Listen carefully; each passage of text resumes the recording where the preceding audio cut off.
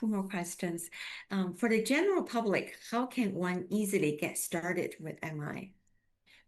Are there any practical tips or suggestions? Are you asking then about how you can begin to learn how to do this? Right. That's your question. Okay. Yeah. Yes. Not everyone has access to professional training in motivational interviewing. Now, what you're doing in China begins to make that more available. Um, but I certainly never had training in motivational interviewing before I wrote the first book, and it really happened by practicing and talking to colleagues about this. And that's something that we encourage people to do.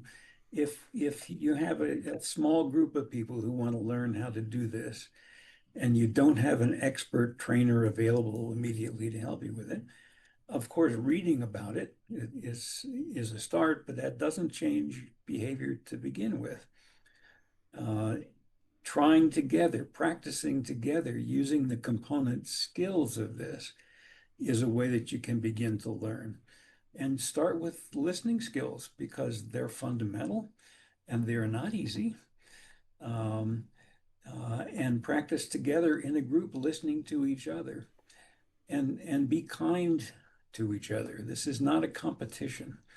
This is not who's the best listener. No, we're getting together as a group to get better at what we do so that we can help other people. That's the motivation behind it. Um, and lots of encouragement in that. Uh, One format that we have used in these learning groups is to have someone practice the skills for no more than 10 minutes, maybe just the listening skills while the other members of the group observe. And while you're observing, your job is to notice what the person is doing well. Mm, What skills are they showing that are like motivational interviewing? mm. You're actually taking notes while the person is practicing of what they're doing well. And then we take turns. We go around and everybody talks about something they observed that the person did well with listening skill or whatever it is they're trying to learn. So you're getting a lot of positive encouragement about what you're already doing well.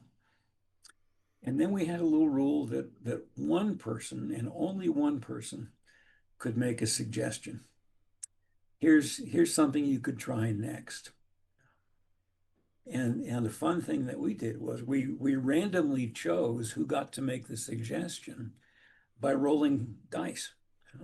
So we all had a number, and only the person whose number comes up on the dice can make a suggestion. Mhm. Now, everyone observing had to be ready to make a suggestion, so Mm, we're all thinking it. But what happens then is you get a very good mix of a lot of positive encouragement and then mhm, one. That's a pretty good learning mix, I think. So you can do that in a group without even having an expert there, mm, um, helping each other to get better at this and giving each other feedback in a supportive, not a competitive way. mm, In a way, it's like learning a sport or learning a musical instrument. There are particular skills you need, and you practice them over and over and over again until you get really good at it and they become pretty easy for you. And often you practice together with other people, and that makes it even more fun than just standing alone and practicing by yourself. So it's how we learn complex skills. We don't learn them just by reading a book. You don't learn how to fly an airplane by watching a video about it. You practice with people and get better at the skills that you have over time.